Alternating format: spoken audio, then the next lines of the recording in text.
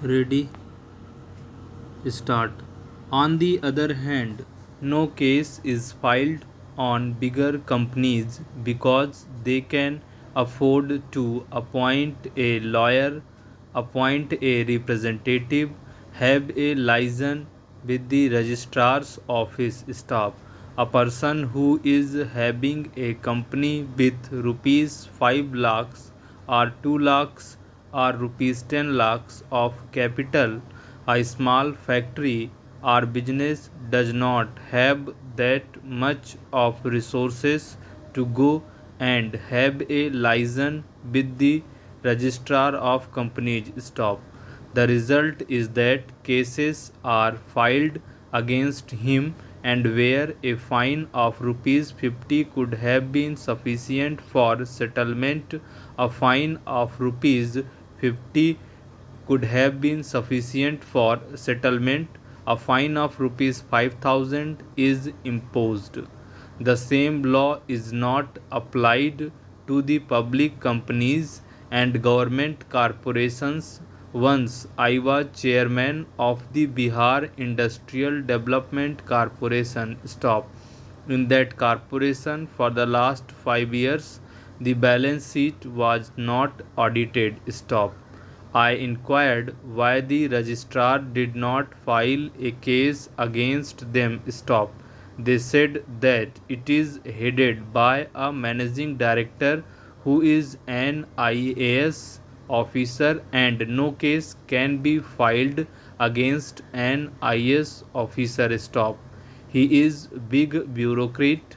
He is much higher than the registrar of committees. Stop. That is why I suggest two or three things. Stop. Small people are actually being tortured and bigger ones go scot free. Stop. This is practically happening. Stop. So, for better growth of the companies, my suggestions are three in number. Stop. First, simply the forms make a division of companies with a capital of rupees 20 lakhs and below, and the companies with the paid up capital of rupees 20 lakhs and above. Stop. In the case of companies below rupees 20 lakhs, share capital burden and difficulties should be lesser. Stop. The forms should be simpler. Stop. In case of failure to submit forms or delay in the submission of their reports, there should be a fine only, say of rupees 50 or rupees 500, but no prosecution. Stop. For bigger companies, you have whatever laws you have got today. Make another category of the public undertakings, the government companies. Such companies should be treated on a different footing because 100% shares invested belong to government. Stop. It is the people's money. It is managed officially. There is no personal interest involved. Stop. The delay is because of some administrative difficulties. Stop. So keep such companies in a different category. Stop. Fourthly, in case you are not able to amend this, the only alternative is don't allow some companies to grow. Stop. Don't allow them any registration. If you allow them registration, you force them to follow these rules. Stop. And if they fail, you take them to court for harassment. Stop. Para. Mr. Vice Chairman, sir, I am very thankful to you and the honorable members who have participated in the discussion. Stop. I have heard with great attention the various speeches made by the honorable members in the foregoing debate on this bill. Stop. Before reacting to the individual points made by the honorable members, I would like to say that the present amendment bill cannot be deemed to be recodification of the entire Companies Act. Stop.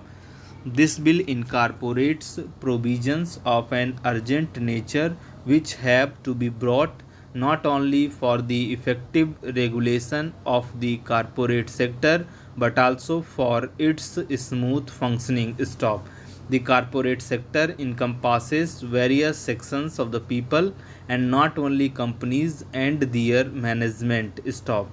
We have to protect the interest of the shareholders, the depositors, employees, public interest, while also looking at the interest of the companies and their management. Stop. If we go carefully through the various provisions embodied in the bill, you will find that the different provisions have taken care of the interests of different sections of the people. Stop. While on the one hand, there is a forum being provided to depositors whose deposits are not returned by companies on time, on the other, the interest of those who apply for shares in company are also being protected by the provisions relating to refund of the application money when shares are not allotted. Stop. It has also been made mandatory that the company will deliver share certificates and debenture certificates within a prescribed period of time. Similarly, when share transfers are refused and there is a dispute, provision is being made that pending settlement of the dispute, the transferee does not lose his rights over the dividends, right, shares, bonus shares, etc. All these provisions are aimed at protecting the small investors and shareholders also. Stop para. My friend mentioned about non-furnishing of annual reports to the shareholders. It is not that we are not concerned that information needs to be furnished to the shareholders. Stop.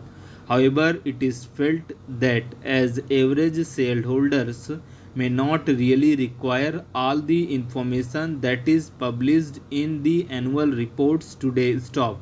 My friend himself stated that the list of the employees drawing over a certain amount can be done away with. Stop. It would be evident, therefore, that he shares the view that all the information may not be essential for an average shareholder.